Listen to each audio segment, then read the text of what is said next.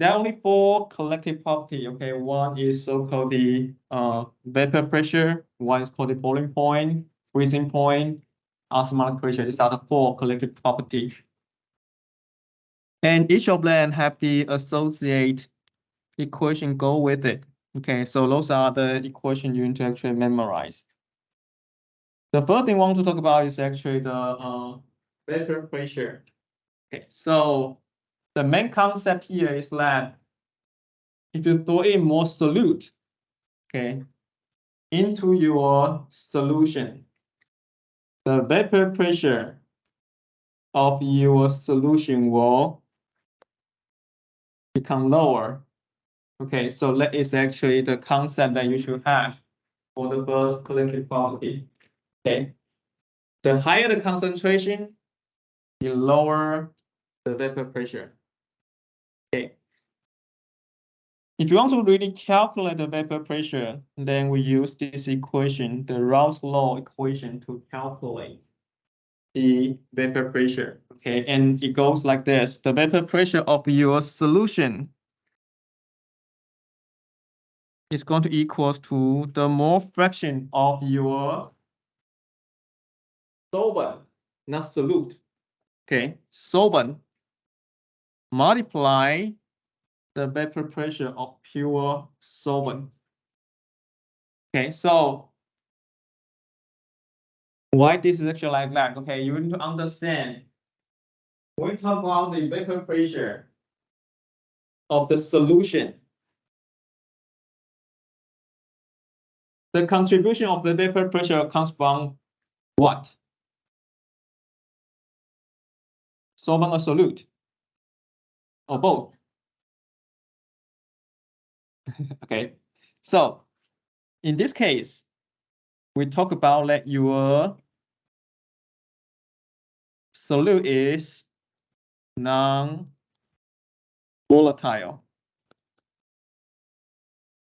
So what does it mean by non-volatile? It doesn't evaporate. Okay. What is vapor pressure? Okay, so have you think about this? We talk about, you heard this term a lot, right? What is vapor pressure? So what is pressure? What's the definition of pressure?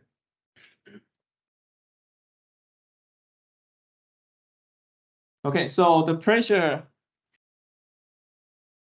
any of you is actually coming from physics? Okay, what's the definition of pressure?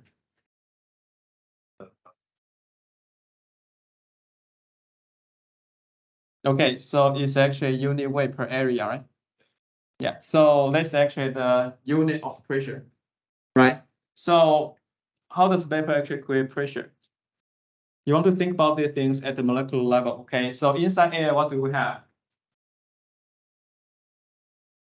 What are the molecules that we have in the air? Nitrogen, oxygen. So these are the main gases inside the air, right? Okay, so all these small molecules that diffuse in this free space, okay, and they are going to hit the surface of certain things, right? And once something click on the area, you generate a pressure. Okay, so the same thing, right? So in order to generate this gas molecule from the solution, okay, and we're especially talking about the contribution from the solutions, right? It has to come from the solution. It means actually the solution to actually produce some gas molecule. So you can actually hit the wall of your glass to generate the pressure. Okay, so what I say is actually, okay, I have a solution. I have a non-volatile solute and a solvent. Okay, solvent typically is actually volatile. In chapter 10, the most common solvent we use is water, right? So water in the liquid form will evaporate, become water gas, right? Or sometimes we call it steam. This steam molecule is going to hit the wall, produce the pressure. Okay? So right now, think about this. You're doing a lot of non-volatile species. into your solution, right? And all these species is going to prevent your molecule go to the surface and then become gas molecule. Therefore, since you now have less molecule coming from your solution into the free space, therefore the vapor pressure will become lower, right? The more you throw in the solute, the lower the vapor pressure it will be. Okay, so that's actually the principle why we say the higher the concentration of your solution, the lower the vapor pressure. Okay, make sense?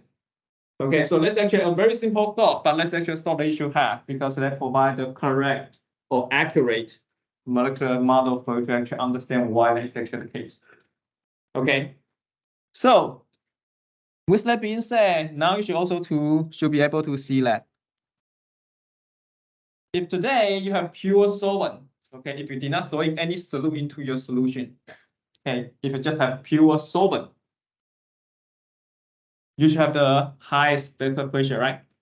Okay, so if I have a pure, that means actually the mole fraction of my solvent is going to equals to 100%, right? So your mole fraction of your solvent equals to 1, right? And then if you throw in more solute, then the mole fraction of your solvent will what? Will decrease, right? Therefore, you know the vapor pressure will decrease as well. Okay, so that is actually why here you need to actually know the mole fraction is the mole fraction of your solvent. Okay, not solute, but solvent. Okay, so this is actually why you have this Raoult's law equations. Okay, and this is actually true when your solute is non-volatile. Okay, so most of the time, if you see in the question, it describes your solute as a solid. Okay, so solid has very, very minimum vapor pressure. Okay, so you consider all these solid solute going into waters, it is a non-volatile species. All right, and under the specific conditions, you know to calculate the vapor pressure, you use the Raoult's law equation. Is that clear? Any questions for this? Okay, so if not, then we need to actually consider the other situation. So far we talk about the solute is actually non-volatile, right? Typically in the solid form. What happens if today your solute is actually in the liquid form? So if you see a solute in the liquid form, meaning that your solute is also volatile, right? So in this case, you need to use this equation, okay, to calculate the vapor pressure of your solution. It will be the sum of the mole fractions of your solvent or solute multiplied its corresponding vapor pressure in the pure state. Okay, so let's give you one example. If I have H2O and then ethanol, okay, both are in the liquid form at room temperature, right? So if I have a pure water, then I know I'm going to have the vapor pressure of pure water. Okay. Similarly, if you have pure ethanol, you are going to have its corresponding vapor pressure, right? So you see this little circle on the top right corner that indicates it's actually the pure substance. Okay. So these little circles indicates the pure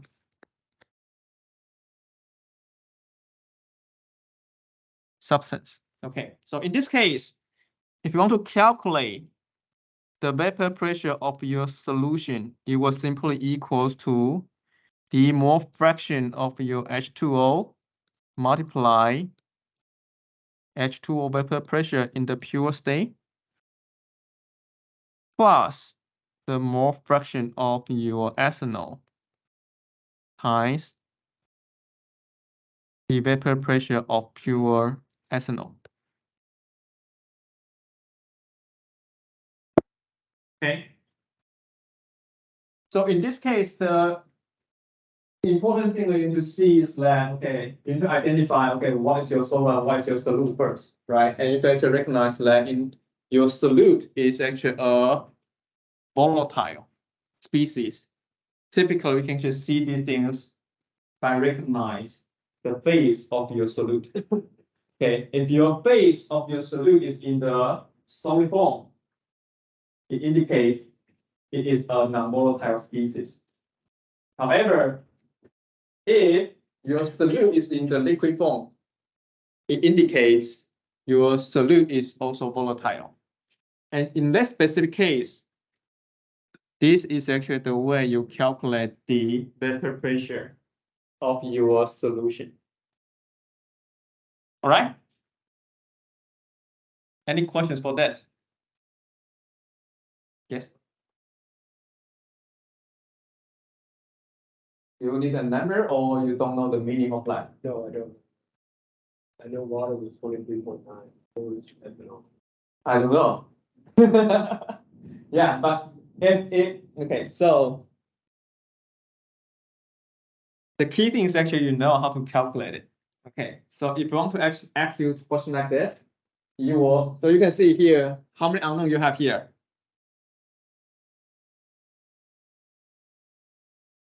Yeah, 5 of them, right? So you have 1 unknown, 2, 3, 4, 5, right?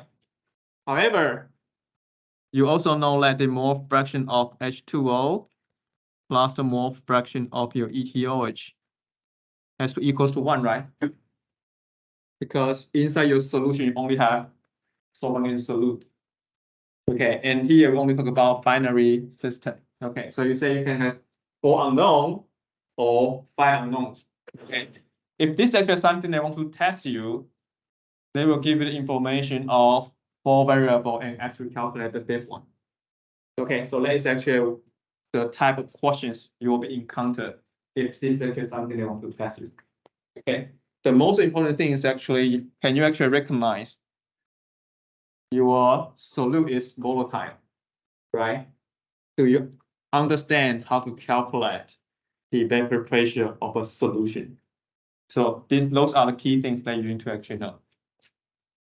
All right. Okay, so let's actually all the things you need to know about for the vapor pressure. The next thing we want to talk about is actually the boiling point elevation. Okay, so in here we want to use this equation. Delta TB equals to I times KB times N of your solute. Okay. What is delta TB?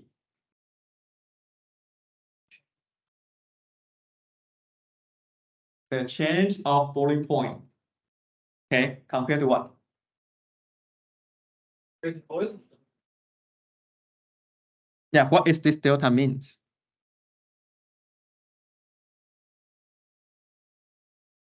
Like for instance, if you had a delta T of 4, if your boiling point is 100 degrees, are we assuming that it's 104 degrees? It went up. Very good. Okay, very good. So first thing you have to think about is actually boiling point.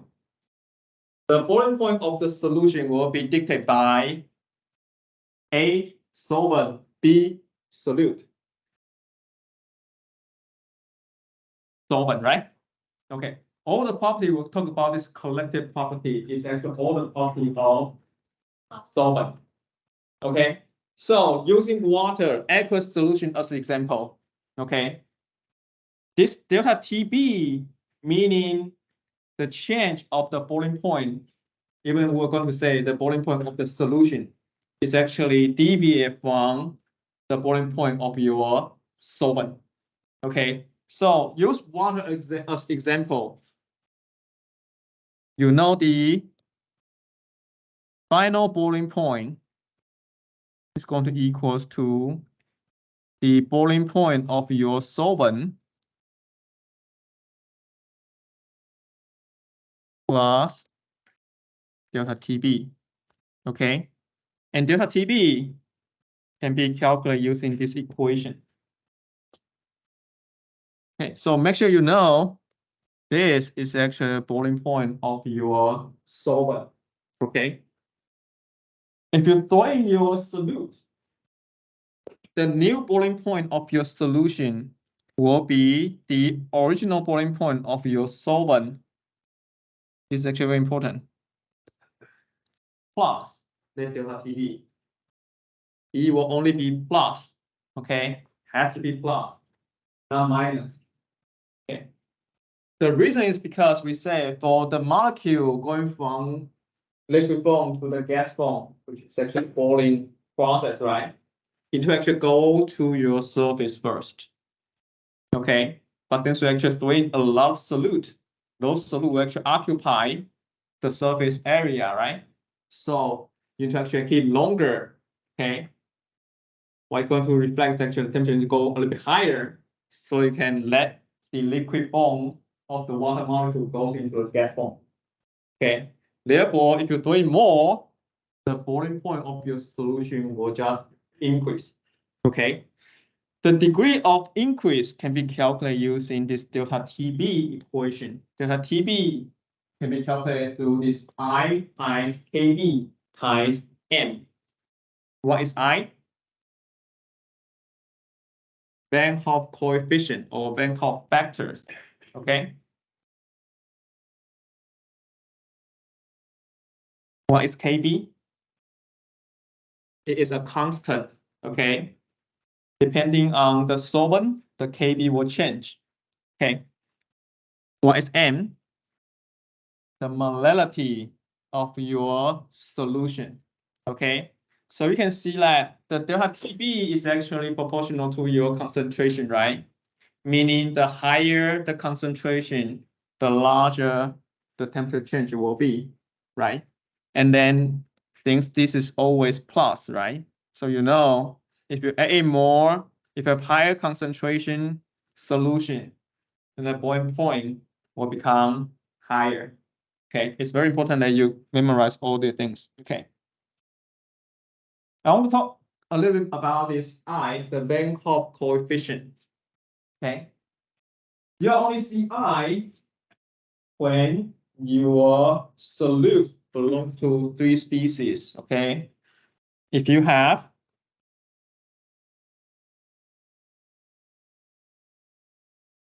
acid, base, or soluble salt, then you can actually start to consider the Van Hoff factor I. Okay. For example, HCl is actually one of the most famous acid, right? Hydrochloric acid. Once you store it into water, it becomes H plus and then Cl minus. So you can see 1 mole of HCl molecule is going to produce 1 mole of proton H plus and 1 mole of Cl minus inside your aqueous solutions, right? In this case, your I is going to equals to 2, right? Because actually 1 mole of your reactant produce 2 moles of the species inside your solution. Okay. Similarly,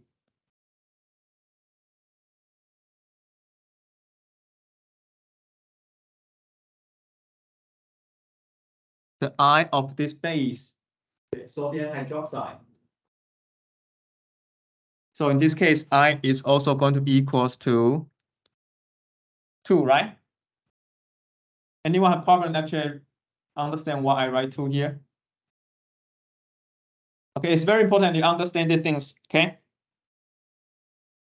The third one is actually salt. Okay, so when you see salt, you're going to see all different kinds of salt, okay? But let's look at some features, okay, you need to be actually able to recognize, okay?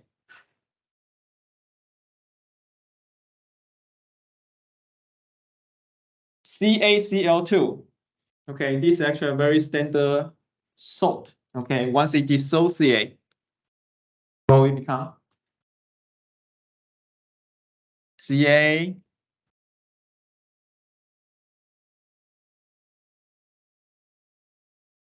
2 plus Cl 1 minus, right? So your I is equals to 3. Okay. How do you know CaCl2? It is a salt. Okay, I want to actually point this in. Yeah. So look at the periodic table. It's actually very important you see this. Okay. You see that 1A hydrogen found on the lithium. Lithium, sodium, potassium, RBCS and Fr, right? And then in the 2A you have Be, Ng, Ca, Sr, Ba, and Ra, right? Once you see these two columns, okay, you know the first column will give you 1 plus. The second column is going to give you 2 plus. Okay. If you see these two columns, there's actually a very high chance you're actually having a salt. Okay. And most of the time, these two columns will actually work with the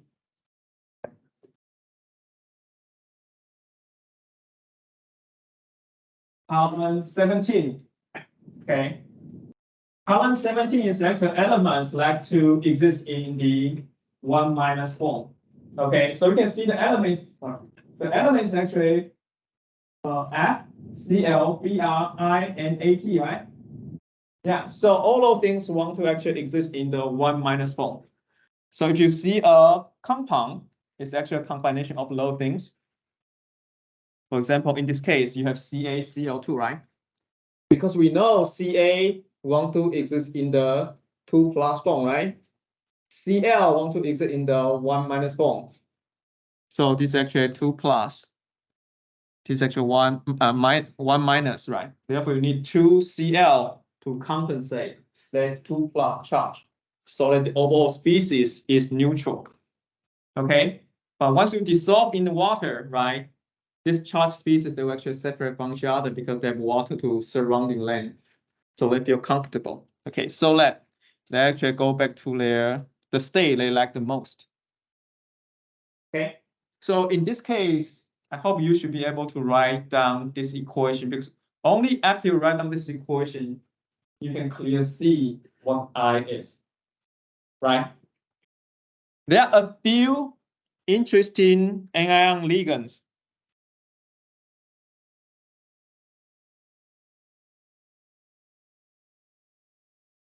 Okay, for example, this one, Na3PO4. Okay. When you see this compound, the first thing that should come to your mind is that you see this Na, right? Na is what? 1A, right? So you know Na is actually 1 plus, right? And you need 3 of them to make the whole thing become neutral, right? That means your PO4 will be 3 minus, right? Therefore, you can actually write this. Okay, you know you can easily write this.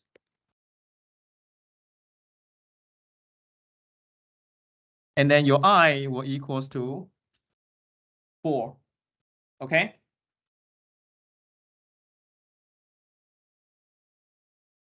And so PO4 is actually a ligand. It's so-called a complex anion ligand. Okay, it won't further dissociate. It's actually by itself, it's actually very stable. Okay, and then it like to exist in the 3 minus form. Okay, so this is actually something that you should have in mind.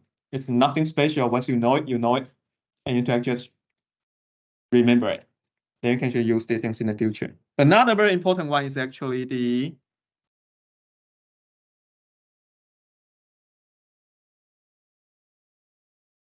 okay. So once you see this, I hope you right now you should be able to see this one should be 2Na plus SO4 2 minus, and then the I is equal to 3. Okay, so every time you see the metals, in the 1A or 2A with the first and second column, you should ring a bell, okay? You should know that this most likely is a salt. Okay, and then based on the equation, trying to write out this, then you should be able to write out your I accordingly. Okay? So now I hope by now you have a good idea about how to write that little I. Okay? K is just a constant. Okay. M is actually the molality, which you should know how to calculate by now, right? Yeah. So let's answer the second one, okay, the boiling point elevation, okay, meaning the higher the concentration, the higher the boiling point it will be, okay. Next one, freezing point depression, okay. What it means is actually if the higher the concentration, the lower the freezing point will be, okay. You can calculate the change of your freezing point through a very similar equation. Delta TF is equal to I times a constant Kf times the concentration of your solution. Okay, so in this case, you know the final freezing point should be the freezing point of your solvent minus delta TF. Okay, it has to be minus. Okay.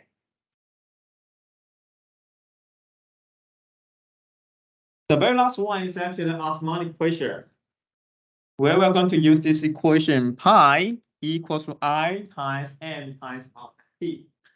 Pi is the osmotic pressure, right? What's the unit of that? ATM, okay, so it's actually very important, you know. Yeah. I have to have the unit of ATM, okay? I, again, is actually a Bank-Hoff factors. What is M? Molarity, okay?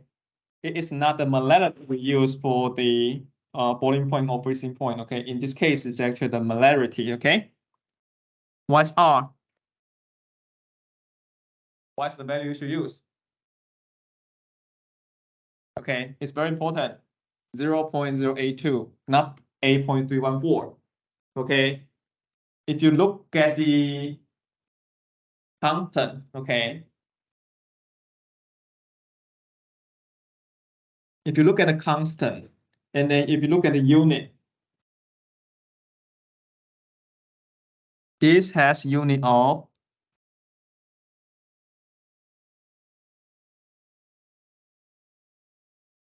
liter times atm per mole per K. Okay, so in order to do the calculation right, make sure you use the right constant. Okay. The very last term T is the temperature, right? The temperature has the unit of Kelvin, not degree C. Okay. So what this says is that if you have higher concentration for your solution, then the osmotic pressure will become higher. All right. So those are pretty much the concept that you should have for the collective property. Okay. Before we actually jump into the calculations, okay, we want to refresh our memory again. Okay. So think about this. All this full property is actually dictated by the property of your solvent, right? Now your solution is actually mainly coming from your solvent. Okay. The higher the concentration for your solution, your vapor pressure will become lower. Okay. It's very important. You need to actually follow this thought. Okay. The higher the concentration, the lower the vapor pressure. Okay. The higher the concentration, the higher the boiling point. Okay. The higher the concentration, the lower the freezing point. The last one is the higher the concentration, the higher the osmotic pressure. Okay, So those are the concepts that you should have before we actually jump into the questions. Okay. So let's look at the question number 8. Consider the solution where you have 0.04 m urea, 0.04 m AgNO3, 0.04 m CaCO2, which has first the highest osmotic pressure, second the highest vapor pressure, third the highest boiling point. Okay, so how do you actually solve this problem? Again, first you need to identify the keywords, right? One keyword here. Osmotic pressure, vapor pressure, boiling point. Okay, so before we come to this page, remember how we say? If you have high concentration solution, your vapor pressure will be lower, right? Your boiling point will be higher, right? Your freezing point will be lower, right? Your osmotic pressure will become higher. Right? So far so good. Okay, so you want to know, you have 3 different kind of solution. One is 0.04 m urea, and then 0.04 m AgNO3, 0.04 m CaCO2. Okay, so here on the surface, you can see that the molality is actually all the same, right? Okay. So one very important thing for the collective property is that the Van Hoff factors need to be taken into account as well, right? So let me write down this so you have some reference. Okay, so the P solution, if you have a non-volatile species,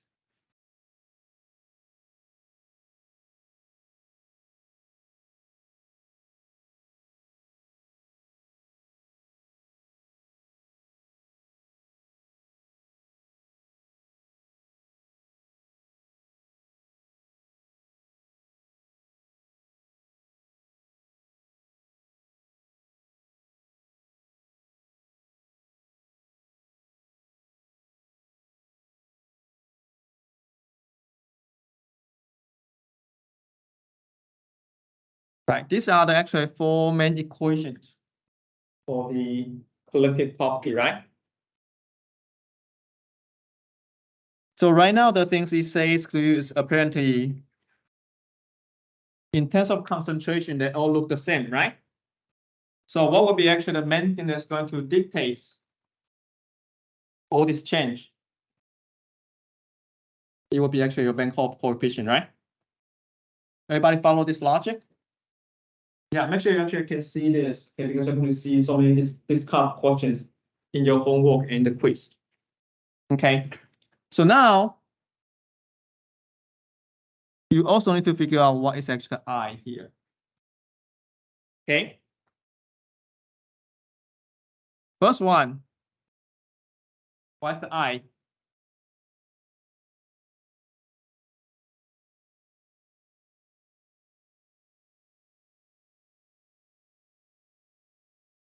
The first one is actually urea, right? Does it look like a strong acid?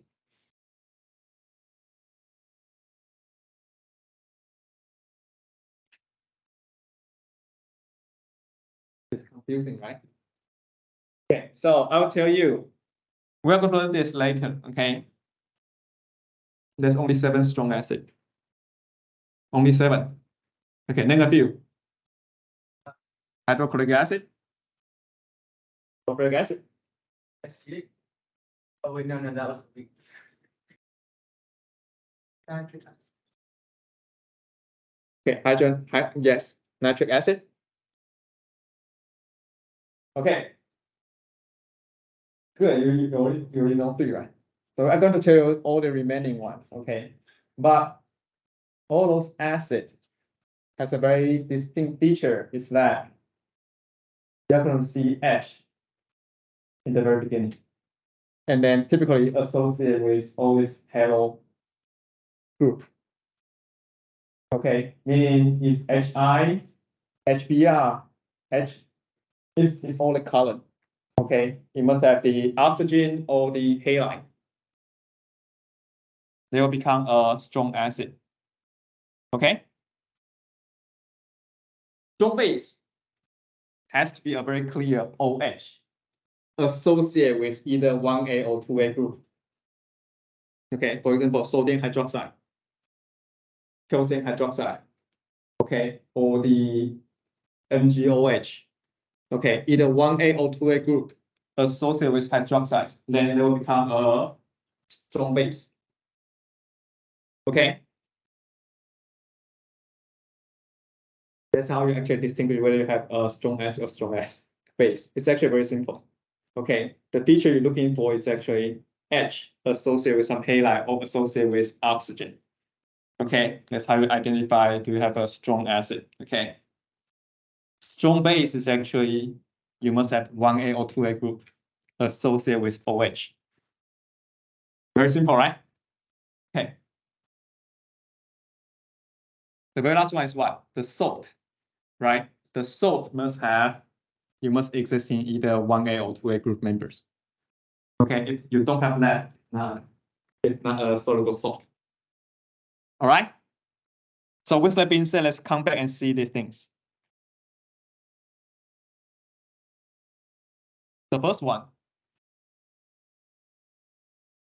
Do you see 1A, 2A group member over there? Do you see sodium, potassium, or calcium, magnesium? You don't, right? You see a bunch of N, C, O, H, right? So it is actually an organic compound. So when you have organic compound, what does it mean? It doesn't dissociate. Okay, so once it dissolves, it stays the same. Therefore, the I is going to equal to 1. Okay, so the way you actually solve this is actually really looking for, okay, do you have this 1A or 2A group? That will be the easiest way. Okay, if you do have it, okay, you either have strong base or you have a soluble salt. Okay, so you know for this guy, the I is equals to 1. How about this guy? CaCl2. Ca is 2A, right? Cl is actually the halide group, right? So you know CaCl2 is a salt, right? What will be the I for that? 3, right? Because it dissolves, once it dissociates, it becomes Ca2 plus 2Cl minus, right? Therefore, you know the I is equals to 3, right? Okay, now we need to, any questions for this? Okay, then come back to the second one, right? AgNO3. Okay, remember previously I said there's a few complex anion. Okay, NO3, SO4, PO4. Those are the 3 major ones. Okay, so let me rewrite here. Okay.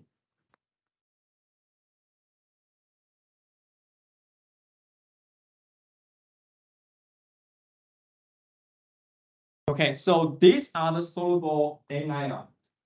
Okay, so if you see a compound contain this species, it's going to dissociate. Okay, so these 3 will be actually the most commonly seen 3. Okay, and those are the 3 you're going to see a lot in your homework. Okay, so you can actually have a sense. Okay, if you see SO4 2 minus, PO4 3 minus, NO3 minus, you'd have some sense. Okay, they are going to dissociate.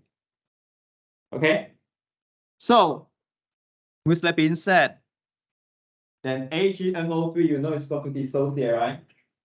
That means you are going to have Ag1 plus, right? Plus NO3 minus. So you neutralize, right? So this one will become Ag plus NO3 minus. Therefore, your I is going to equals to 2, right? Okay. So far, so good. Okay, so with that being said, the I is equals to 1 for your urea. I is equals to 2 for your AgNO3. I is equals to 3 for your calcium chloride. Right? So even though they have the same molality, but if you consider the I, the effective concentration will be 0.04 m. This will be 0.08 m. This will be 0.12 m. You see the differences now? They are testing whether you know what is the actual effective concentration of all these 3 different species. Okay, and once you know that, the next thing is actually you're going to use this one to predict the change for those collective property, right? The first one is what? You want to find out the solution at the osmotic pressure, right? And we just say if you have higher concentration, your osmotic pressure will become higher, right? Therefore, in this case, we are looking for the one that have the highest effective concentration, right? Therefore, for the first one, you know this will be your CaCO2. Okay? The second one, the highest vapor pressure. We just say if the concentration of your solution become higher, the vapor pressure will become lower, right? But here is actually looking for the high vapor pressure. That means you want to select the solution with lowest concentration, right? Therefore, in this case, you know, this will be your urea. Okay? The very last one, the one with high boiling point. Okay? And we mentioned that if you increase the concentration of your solution, the boiling point will increase, right? So here you want to find out the highest one. Therefore, you're actually looking for the solution with highest effective concentration, right? Therefore, you know the answer will be CaCl2 again. Okay. So, any questions for this? Okay. Let's recap the concept we have went through. This type of questions actually test out you 2 things. The first thing is actually, can you properly write out the Van Hoff coefficient of each solution? Okay, so let's actually prove into that you really need to know how to do it. All right. Once you know the Van Hoff coefficient, then you can actually know what is actually effective concentration of the species, right? So let's actually step number 1. You also need to have an ability to recognize what is actually your strong acid, what is actually your strong base, what is electrolyte, right? And then the tips that I give you is that, okay, looking for the elements in 1A or 2A, right? Because if you see the element in 1A and 2A, most likely it belongs to a base or a soluble electrolyte, a soluble salt, sorry. Okay, and those things will actually just dissociate. Okay, and then you should also really write these three things down because you are going to see this complex anion all the time. Because once you identify those species, you know it belongs to the salt. You will dissociate. Okay? If it actually doesn't belong to these two groups, you know it most likely is a organic compound. The I is going to equals to 1. All right? So let's actually the first layer of knowledge that you should have. Okay. And after that is actually you need to know the collective property, right? The higher the concentration of your solution, you're going to have lower vapor pressure, higher boiling point, lower freezing point, and higher osmotic pressure. Okay, and that's actually all the things you need to know to answer this question properly. Okay, so this is actually a questions many students feel so confused in the very beginning. Okay, but if you can see those important connections, if you know all these simple tips, it becomes a questions that you can always get a full credit. All right, any questions for this? Okay, so if not, let's look at the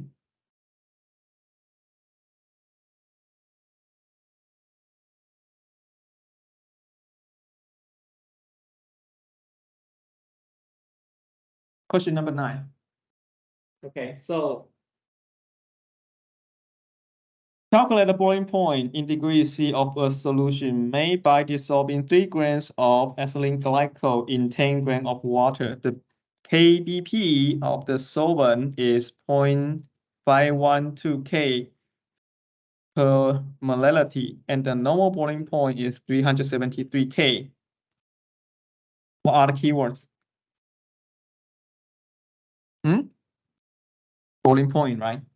Once you see boiling point, collective property. Once you see boiling point, collective property. Once you see vapor pressure, collective property. Once you see osmotic pressure, collective property. Okay, so those keywords allow you to actually quickly connect to the associated equation that you want to use, right? And then the equation you want to use is actually very simple. Delta TB is I times K times your molality. And then you know the TB final is going to equal to your TB of your solvent plus or minus. Plus, right? Because boiling point always increase, right? Plus your delta TB. Right, so these are the two things that once you see this keyword boiling point, write down these two equations. Okay. After that, you want to know what other things that you have. You have this, right? The kBp is given to you, right? 0.522 K. Okay, and then the normal boiling point 373 K is this guy, right? So this is 0.512 K per M. This is 373 K. All right. What else do you have?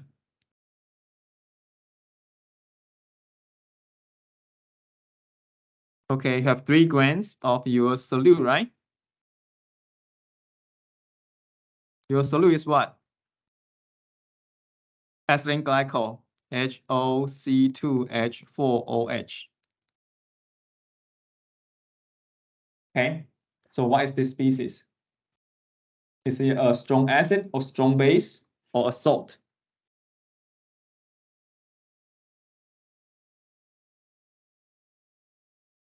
Okay, is it a strong base?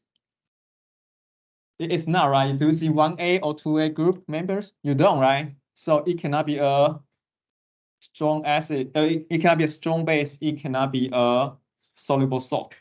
Okay. Do you see just H?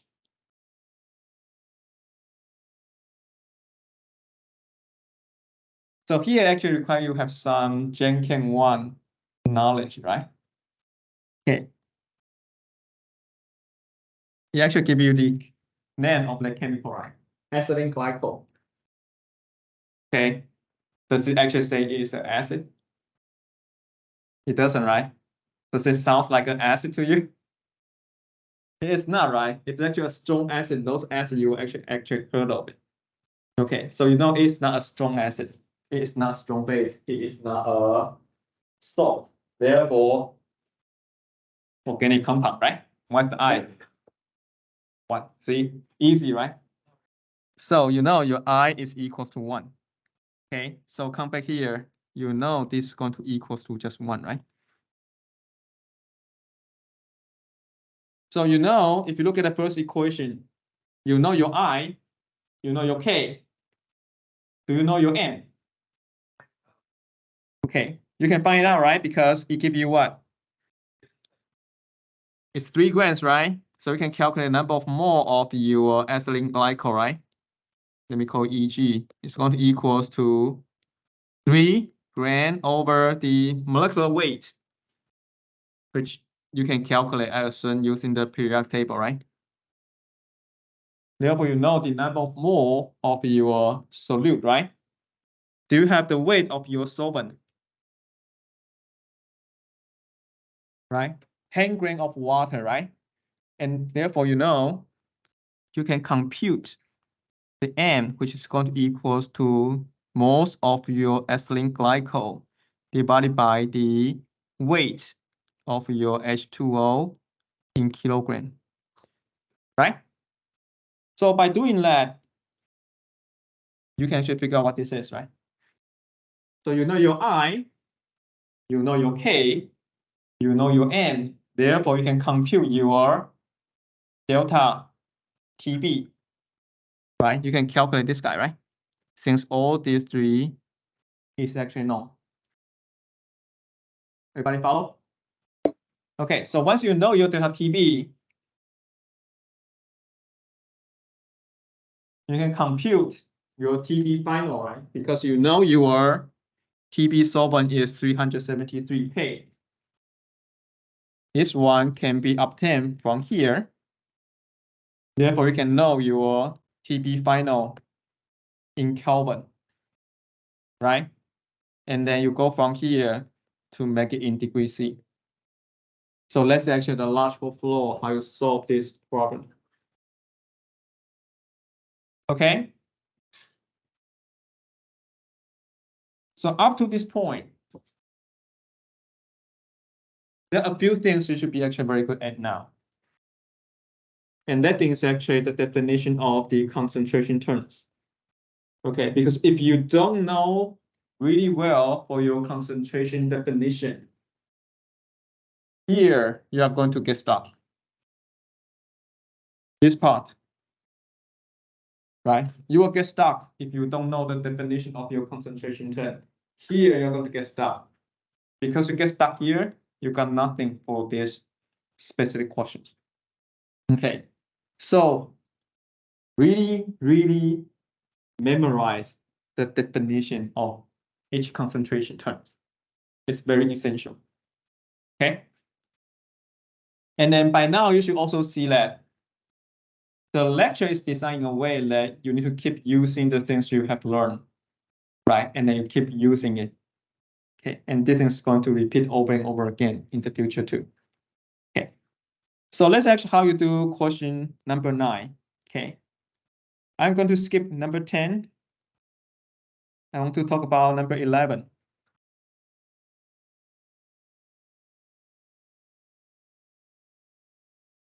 Okay, so when 3 grams of a protein were dissolved in 50 ml of solution at 27 degrees C, the osmotic pressure was found to be 800 torr. Calculate the molecular mass of the protein. Okay, what is the keyword here?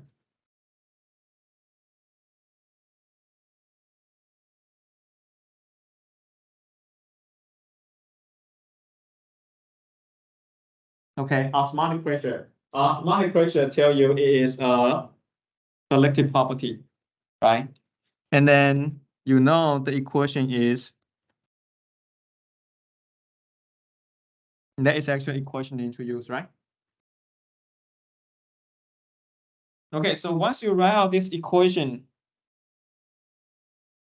what are the things that you know from the question? Okay, so here is saying your osmotic pressure is 800 torr, right? But we keep emphasizing this one. Okay, when you talk about the osmotic pressure, what's the unit of the osmotic pressure? ATM, right? Do you know how to convert the unit from torr to ATM? Divided by 760, right? So you know the pi is going to equals to 800 divided by 760, right? So you know you have your pi. Do you know your I? What is your I? 1, right? How do you know it's actually 1? It's protein. Yeah, protein by itself is actually organic stuff. Right? So like I say, only when you have strong acid, strong base, or soluble salt, then your I will not become 1. Okay, but here it's a protein, right? A protein just a series of carbons, right? Oxygens, nitrogens. Okay, so it is not a strong acid, it's not a strong base, it is not a soluble salt. Therefore, your I is going to equals to just 1, right? Okay, I'll put M here for now. What is your R? 0.082, right? What is your T? 27 degrees C, right? Which is how many K? 300 K, right? So what is the actual only thing that you don't know? M, right? So you can actually calculate your M, right? M is going to equals to 800 over 760 divided by 0.082 multiplied 300, right? So you can actually calculate your M. Okay, but is N the things that the question is asking for? It's not, right? What is it asking for? The molecular weight of your protein, right? So what do? Again, you come back to the definition of your M again, right? So what is the definition of your M? This is actually your molarity, right? Which is actually, on the numerator will be moles of your protein, right? Divided by the volume of your solution in liters. Okay, so if you look at the questions, the volume of your solution is what? 50 ml, right? Which is going to equals to 50 divided by 1,000 milliliter, right? How do you define moles of your protein?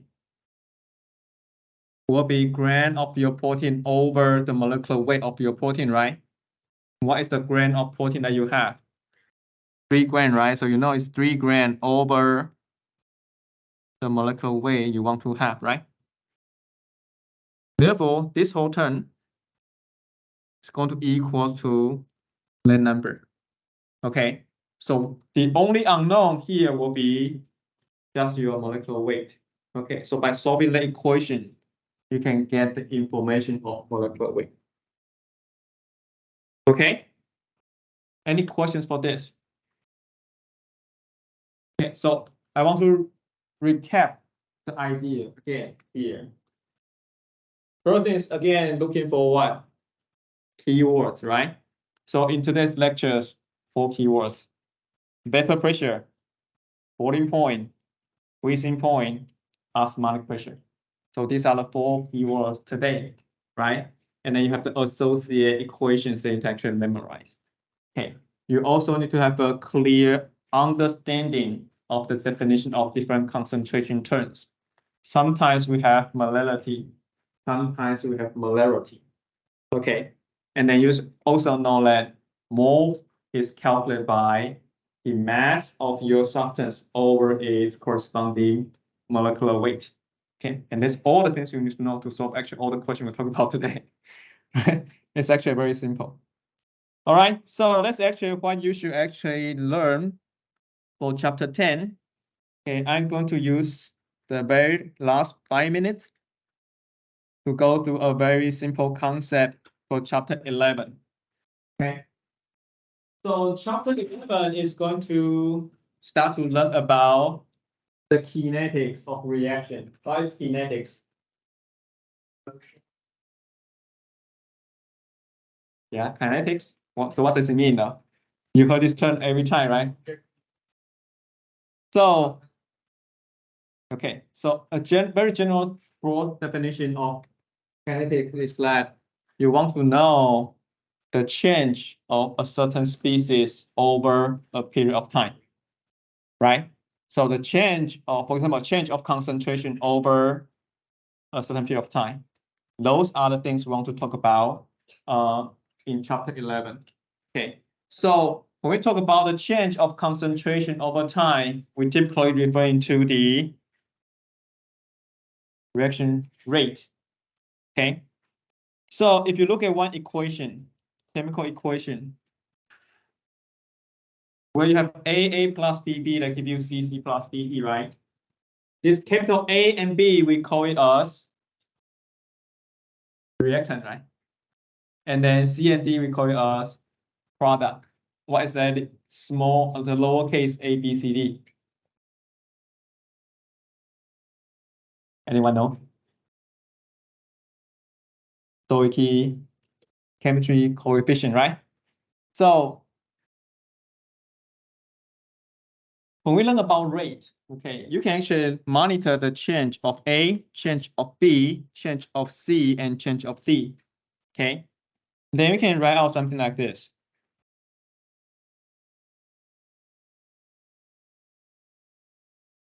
Right, the change of concentration of A over a period of time, delta T. Right, so this term is so-called the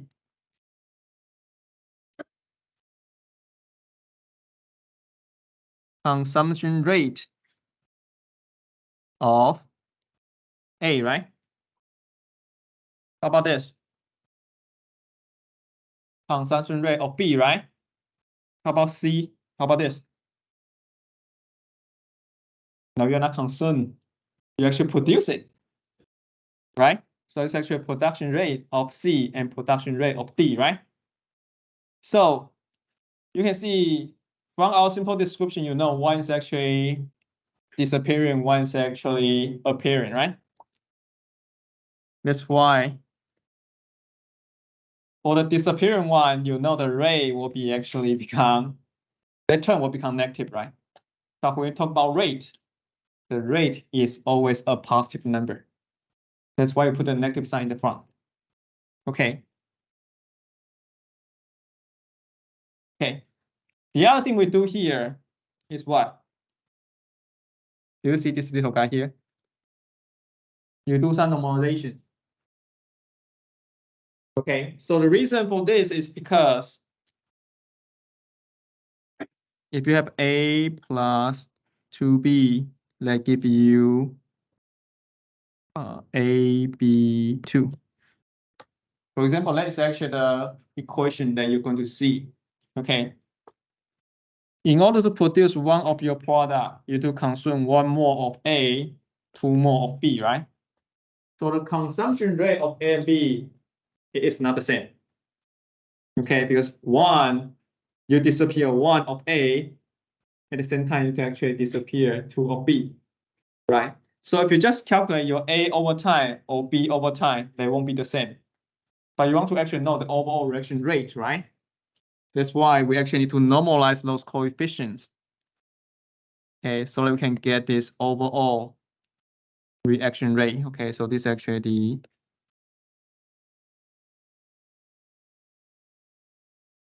overall reaction rate. Okay, it has to be normalized by the coefficient.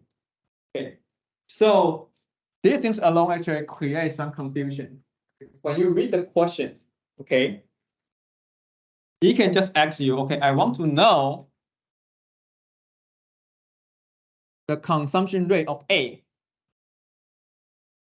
Okay, so in that specific case, what the question want to know is actually delta A over T.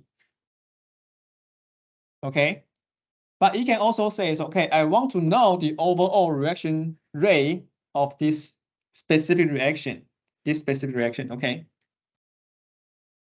Then since right now I want to know the consumption rate of the overall reaction, then you need to do delta A over delta T divided by your coefficient A, multiply a negative number. Okay. Everybody is still with me or you got lost? Okay.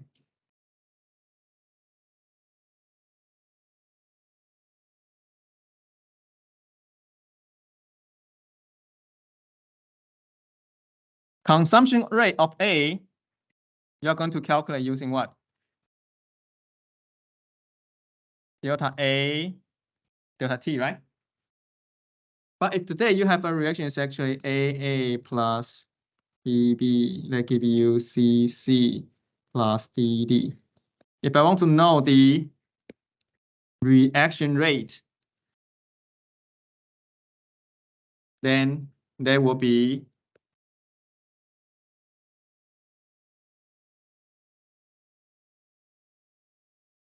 you get it now? Okay, so depending on how you word it, it's actually going to ask you different quantity. Yes.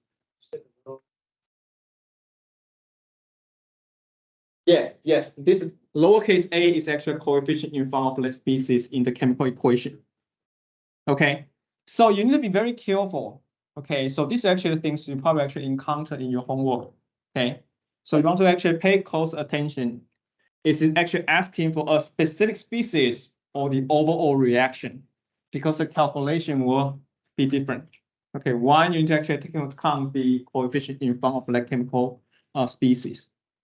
All right, so I will stop here, and then we'll talk about this differential and interpretive law next week.